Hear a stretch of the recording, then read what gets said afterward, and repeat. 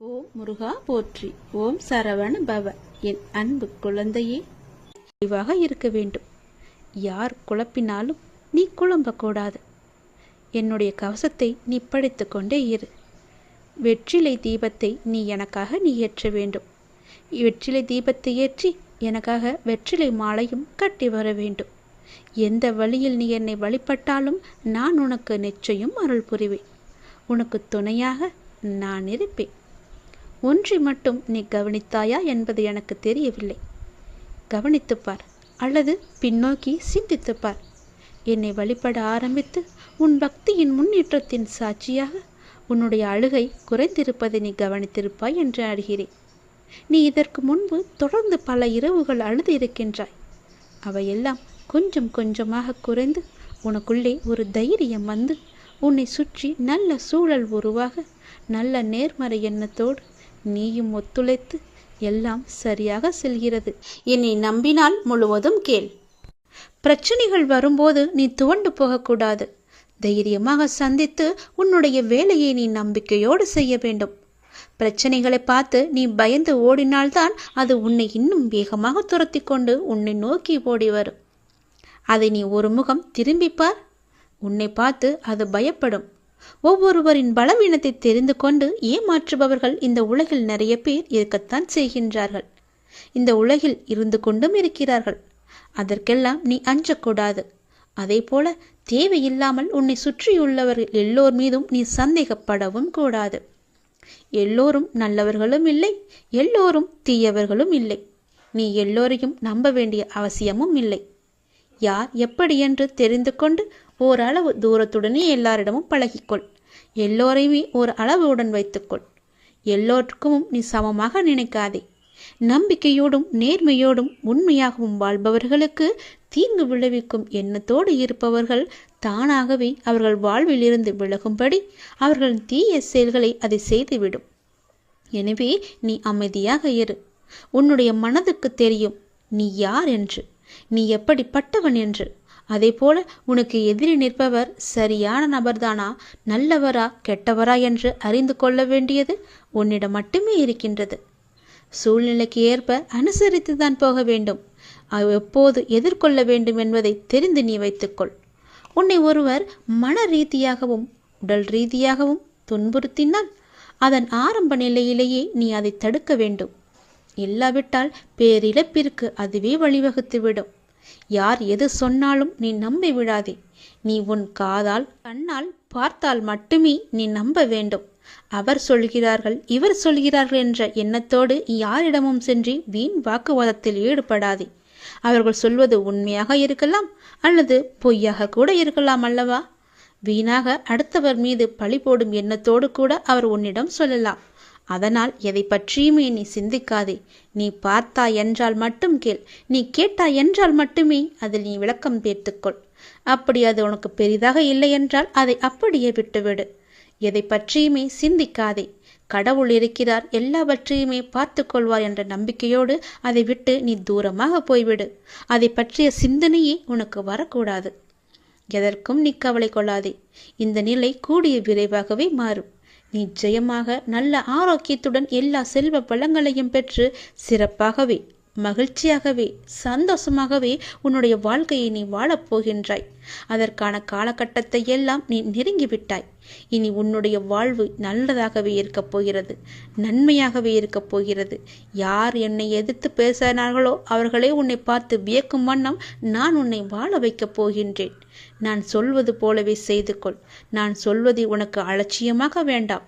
அதை நீ பொறுமையாக கேட்டு நான் சொல்வது போலவே செய்தால் உன்னுடைய வாழ்க்கை மிக சிறப்பாக இருக்கும். இந்த நொடி உன் மனதில் என்ன நினைத்து கொண்டிருக்கின்றாய்? ஒரு முக்கியமான விஷயத்தை பற்றி நீ நினைத்து கொண்டிருக்கின்றாயா? அதை பற்றிய கவலை உன்னை ஆட்கொண்டு இருக்கின்றதா? கவலையே படாதே. அதை நான் நிறைவேற்றி வைக்கின்றேன். உனக்கு எது தேவையோ அதை நானே நிறைவேற்றி வைக்கின்றேன். உன் மனநிலையை நீ மாற்றிக்கொள். உன் வீட்டில் நான் இருக்கிறேன் என்பதை நீ நம்பு. உன்னுடன் நான் இருக்கின்றேன் என்பதை நீ திடமாக நம்பு. என் மீதான நம்பிக்கையை இன்னும் நீ அதிகப்படுத்திக்கொள். இந்த நீ நினைப்பது நிச்சயம் நடக்கும். அனைத்தையும் என்னிடம் சமர்ப்பித்துவிட்டு நீ மௌனமாக நிம்மதியாக இரு. நிதானமாக இருக்க கற்றுக்கொள். உன் வேண்டுதலை நான் நிறைவேற்றி காமிக்கின்றேன். ஏனென்றால் உனக்கான நல்ல நேரம் துவங்கிவிட்டது.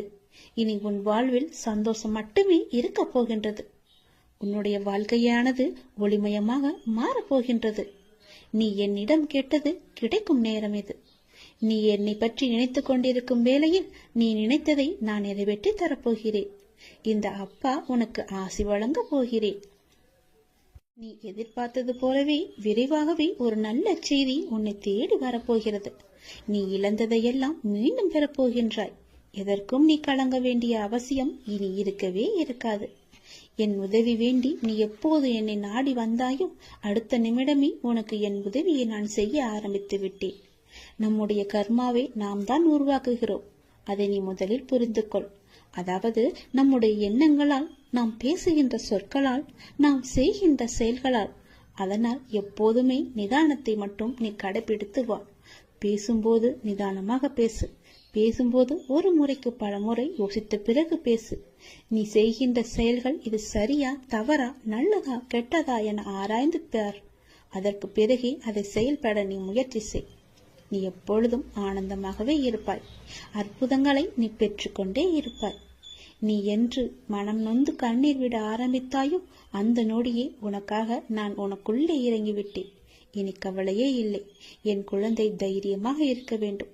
உனக்காக உன்னுடைய அப்பா நான் இருக்கும்போது இனி உன் கண்களிலிருந்து கண்ணீர் வரக்கூடாது. நான் உனக்கு செய்ய போகும் நல்லதுகளை, ஒன்றின் பின் ஒன்றாக வரும் நல்ல செய்திகளை கேட்டு நல்லதுகளை நினைத்து உன் கண்ணில் இருந்து ஆனந்த கண்ணீர் மட்டுமே வர வேண்டும். அதை நான் பார்த்து சந்தோஷம் அடைய வேண்டும். இல்லை என்று கேட்பவன் பிச்சைக்காரனாகின்றான். இருந்தும் தர மறுப்பவன் பிச்சைக்கு காரணமாகின்றான். அதனால் நீ பிச்சைக்கு காரணமாக இருக்காதே. இல்லை என்று தேடி வருபவர் உன்னிடம் இருக்கும் என்ற எண்ணத்தில் தானே வருகிறார். அப்படியென்றால் கடவுளிடம் தானே எல்லாம் இருக்கும். நீ அவருக்கு கடவுளாக தெரிவாய். இல்லை என்று சொல்லாமல் கொடுத்து விடு. உன்னுடைய காரியங்கள் அனைத்தும் வெற்றி பெறும். உன் துயரங்கள், உன்னுடைய வியாதிகள், உன் கடன் சுமைகள் அனைத்தும் உன்னை விட்டு விலகப் போகின்றது. கூடிய விரைவில் நீ விரும்பும் எண்ணங்கள் நிறைவேறப் போகிறது. செல்வம் பெருகப் போகிறது. உனது வளர்ச்சியையும் நீ மகிழ்ச்சியாக இருப்பதையும் பார்ப்பதற்கு நான் உன்னோடு உன் வீட்டிற்கே வரப்போகின்றேன். துயரங்களின் தாக்கத்தை தாங்க முடியவில்லை என்று புலம்பிக் கொண்டிருக்கின்றாய். உன் பாரதத்தின் பெரும் பகுதியை நான் சுமந்து கொண்டிருக்கின்றேன். உன்னை நான் எந்த நேரத்திலுமே கைவிட எண்ணியதே கிடையாது. உனக்காக நிழலாக, என்றும் உனக்காக நீ செல்லும் இடமெல்லாம் ஏதாவது ஒரு ரூபத்தில் நான் உன்னை துணையாக வந்து காப்பாற்றிக் கொண்டே இருக்கின்றேன். மனதையும் வாக்கையும் செயலையும் ஒருமுகப்படுத்தி நேர்மையாகவும் உள்ளபூர்வமாகவும் நீ செயல்படுத்த பழகிக்கொள். அவ்வாறு நீ உன் வாழ்வில் செயல்பட துவங்கினால் உன்னுடைய துக்கங்கள் அனைத்துமே ஒரு முடிவுக்கு வந்துவிடும். அனைத்து துன்பங்களும் விலகிவிடும். உன் வாழ்க்கையில் என்ன நடந்தாலும் உனது நன்மைக்காக மட்டுமே நான் நடத்துகிறேன் என்பதை நம்பு. என் குழந்தையாக நீ எதற்கும் எப்போதும் யாருக்காகவும் நீ பயப்பட வேண்டாம். எல்லாமே நீ விரும்பியது போலவே நல்லதாகவே நடக்கும். இது உன் அம்மாவாக, அப்பாவாக, உன் குருவாக என்னுடைய சத்திய வாக்கு. இது எல்லா மங்களங்களும் உனக்கு விளைய போகின்றது. எந்த ஒரு சூழ்நிலையிலும் நீ கவலை மட்டும் நீ படக்கூடாது. எதிர்மறை எண்ணத்தை உன் மனதிற்குள்ளே கொண்டு வரக்கூடாது. எப்போதும் நீயும் உன் வீடும் நேர்மறையாகவே எப்பொழுதும் சூழ்ந்து இருக்கட்டும். நேர்மறையை மட்டுமே உனக்குள்ளும் உன் வீட்டிற்குள்ளும் கொண்டு வா. தன்னை நாடி வருபவர்களிடம் எந்த வித்தியாசங்களையும் நான் ஏற்ற இறக்கங்களையும் நான் பார்க்க மாட்டேன். தன் சன்னதியை அடைந்து கண்மூடி நம்பிக்கையுடன் பிரார்த்தனை செய்பவர்கள் மேல் தன்னுடைய பேரருளை நான் வியாபிக்க செய்கின்றேன். இன்றைய தினம் என்னுடைய பேரருளை நீ பெற்று வாழ்வாங்கு வாழப்போகின்றாய்.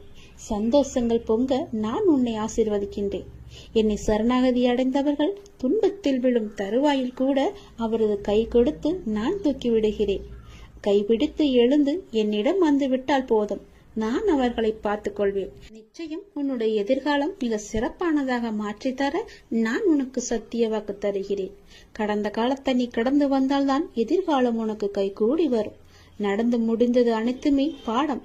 அதை மீண்டும் மீண்டும் நினைத்து கொண்டிருந்தால் கண் முன் இருக்கும் வாய்ப்பும் கண்ணுக்கு தெரியாது போய்விடும். நல்லதை செய், உனக்கு நல்லதே நடக்கும். இந்த அப்பன் எப்போதுமே உனக்காக மட்டுமே இருக்கின்றேன். உன் நல்லதுக்காகவே நான் வாழ்ந்து கொண்டிருக்கின்றேன். உனக்கு நல்லது செய்யவே உனக்கு துணை புரிந்து கொண்டிருக்கிறேன். எல்லாவற்றிலும் நீ ஜெயிக்க என்னுடைய ஆசைகளையும் எப்போதும் நான் உனக்கு வழங்கிக் கொண்டே இருப்பேன். நல்லது நடக்கும். நாம் எல்லோருமே தவறு செய்கின்றோம் தான். ஏதோ விதத்தில் தெரிந்தும் செய்கிறோம், தெரியாமலும் செய்கிறோம். அறிந்து செய்வதுதான் பெரும் பாவம். அறியாமல் செய்வது கூட பாவத்தில் ஏற்றுக்கொள்ளப்படாது. தவறு செய்வது எளிது. ஆனால் அதை திருத்திக் கொள்வது, திருத்தி அதே பெயருடன் நல்ல பெயருடன் வாழ்வது என்பது மிகவுமே கடினம். தவறு செய்ய ஒரு நிமிடமே போதுமானதாக இருக்கிறது. அதனுடைய விளைவை அனுபவிக்கத்தான் வாழ்நாள் முழுவதும் நமக்கு தேவையா இருக்கின்றது. உண்மையான அன்பை காயப்படுத்துவதும் பொய்யான அன்பை விழுந்து விழுந்து கவனிப்பதும் தான் மனிதனின் மனம். நேசித்தவரை மீண்டும் மீண்டும் காயப்படுத்தி கொண்டே இருந்தால் ஒரு கட்டத்தில் அவரிடமிருந்து கண்ணீரும் வராது, சண்டையும் வராது. அன்புதான் வற்றி போகும். எந்த உறவாக இருந்தாலும் அதில் உண்மையான பாசம் இருந்தால் மட்டுமே நீங்கள் நினைத்தாலும் உங்களை விரும்பி வரும். நம் கோபங்களின் அர்த்தம் புரியாதவர்களுக்கு நாம் பாசத்தின் ஆழமும் புரியாது. அவரிடம் கோபத்தை காட்டுவதும் வீண்தான், அன்பை காட்டுவதும் வீண்தான். படித்தவர், கோபமானவர், புத்திசாலி, அடக்கமானவர், ஒழுக்கமானவர், வீரர், கொடையாளி என்று மற்றவர்களால் உங்கள் மீது உருவாக்கப்படும் அடையாளங்கள் நீங்கள் ஒன்றும் செய்ய முடியாது. அந்த அடையாளங்களை நம்மால் மாற்றவும் முடியாது.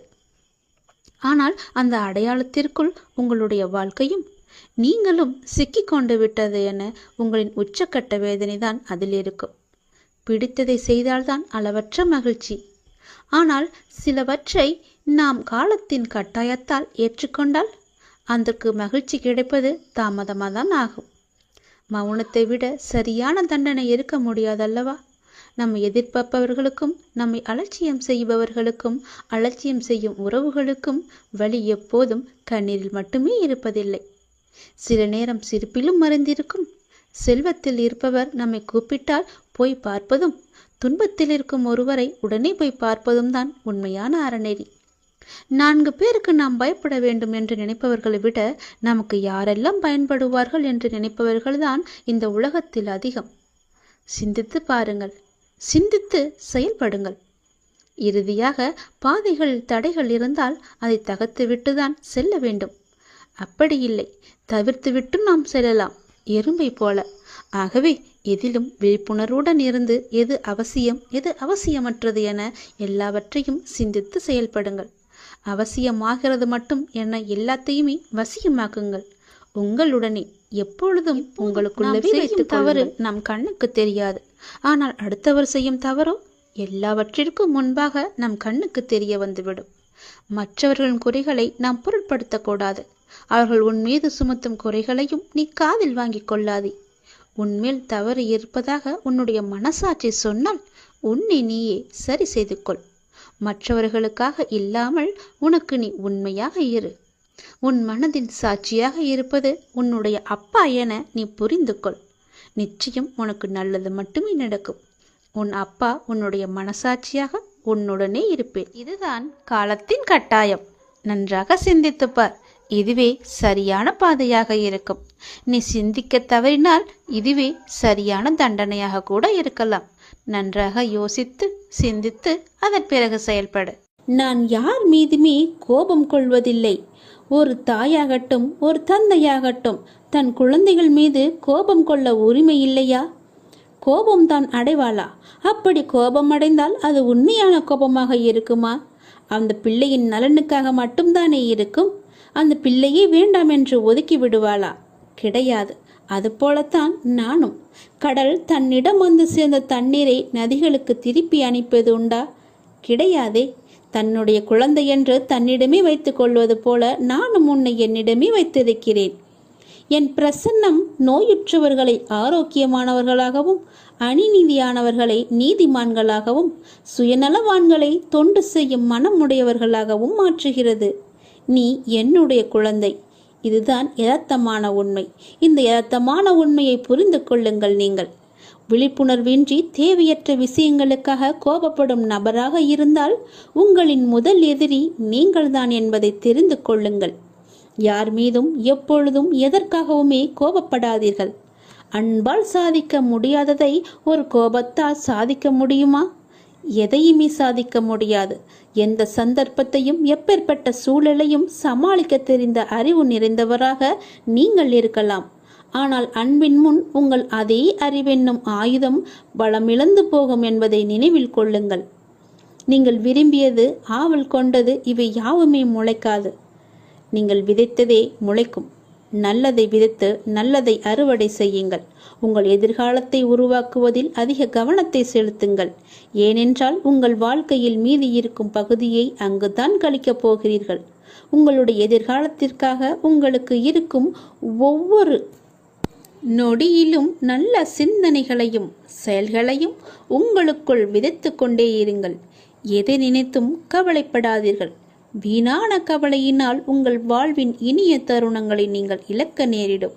அதனால் தான் சொல்கிறேன், உங்கள் வீணான கவலையை அப்பொழுதே அந்த நொடியே அழித்து விடுங்கள். வளைவுகள் இல்லாத பாதையும் கிடையாது. கவலைகள் இல்லாத வாழ்க்கை பயணமும் கிடையாது.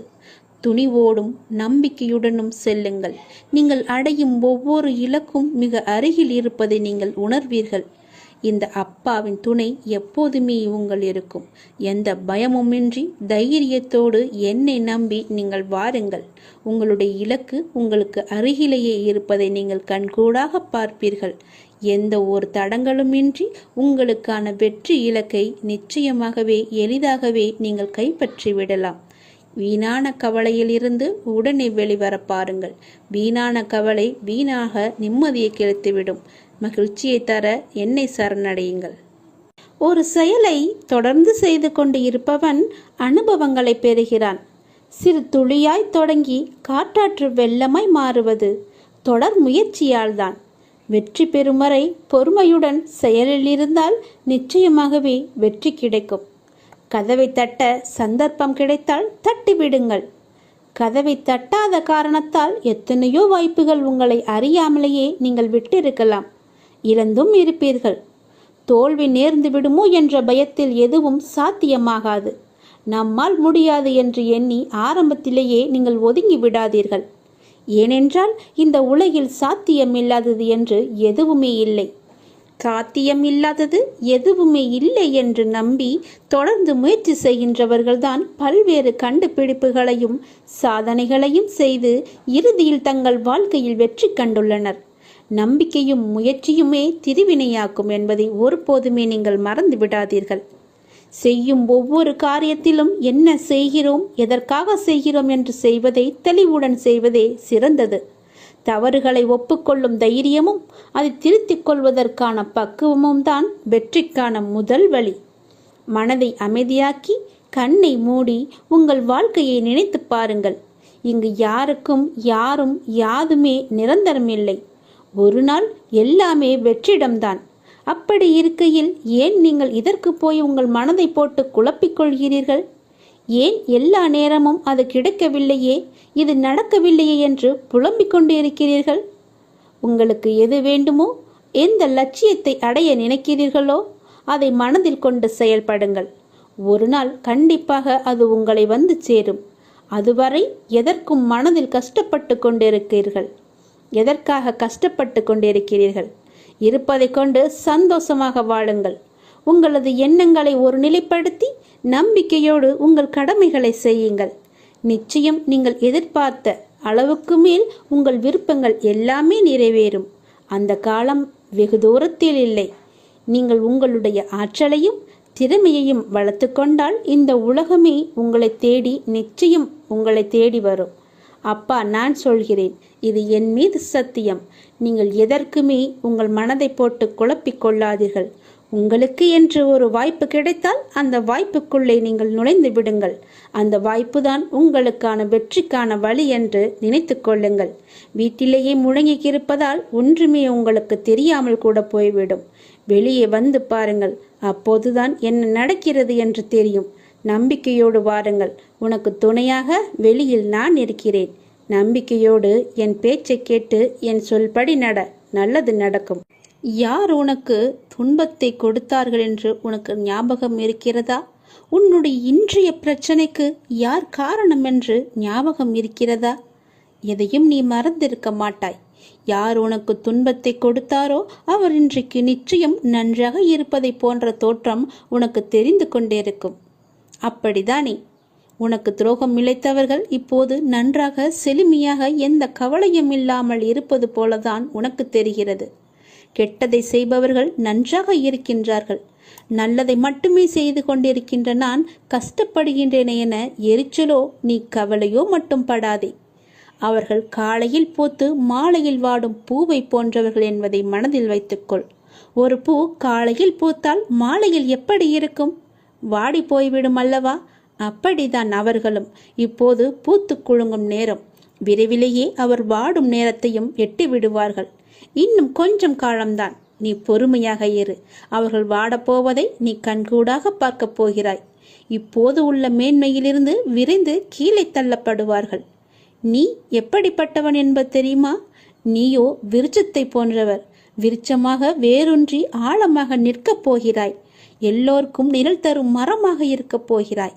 அநேகம் பேர் உன்னை ஏமாற்ற வந்தாலும் நீ எதற்குமே அயர்ந்து போகாதே. எத்தனை இழப்புகள் வந்தாலும் சோர்ந்து போகாதே. நான் ஆழமாக வேர் விட்டிருக்கும் விருட்சம் என்று சொல்லிக்கொள். நான் ஆலமரம், என்னை யாரும் அசைத்து பார்க்க முடியாது என்று நெஞ்சை நிமிர்த்தி சொல்லிக்கொள். நீ மலர்களை மட்டுமல்ல கனிகளையும் தரப்போகிறாய். அதில் வருகின்ற நன்மை பலருக்கும் பயனாகவே இருக்கும். உன் நிழல் தேடி வரும்போது உன்னால் முடிந்த உதவிகளை அவர்களுக்கு செய். நாம் என்று கஷ்டப்படுவதைப் போலத்தான் நம் எதிரில் இருப்பவரும் ஒரு நாள் துன்பத்தை அனுபவிக்கப் போகிறார் என்பது உனக்கு தெரிந்துவிட்டால் நீ நிச்சயமாக அவர்கள் மீது கோபப்படவே மாட்டாய். அவர்களுக்காக நீயே பரிதாபப்படுவாய். வேண்டாமப்பா, அவர்களை விட்டுவிடு என்று நீயே உன் வாயால் சொல்லும் அளவுக்கு அவர்கள் நிலை பரிதாபமாக இருக்கப் போகிறது. இன்று நான், நாளை நீ என்று சொல்லிக் கொள்வாய். உனக்கு தவறு இழைத்தவரை பார்க்கும்போது இவரும் தண்டனைக்கு தயாராகிறார் என்பதை தெளிவாக தெரிந்து அவருக்காக நீ பரிதாபப்படு. இப்படி செய்யும்போது எத்தகைய சூழ்நிலையிலுமே நீ பாதிக்கப்பட மாட்டாய். உன் மனதில் குழப்பம் வராது. உன் மனதில் தெளிவு பிறக்கும். உன் மனதில் கவலையே இருக்காது. உன் மனதில் நிம்மதி இருக்கும். எதை பற்றியுமே நீ கவலைப்படாதே. ஏனெனில் அப்போது உன் மனதை படிக்கின்ற நான் நிச்சயம் பல வெகுமதிகளை அள்ளித்தரப்போகிறேன். நீ கவலைப்படாதே. நீ சந்தோஷமாகவே இருக்கப் போகிறாய். நிம்மதியாக வாழப்போகிறாய்.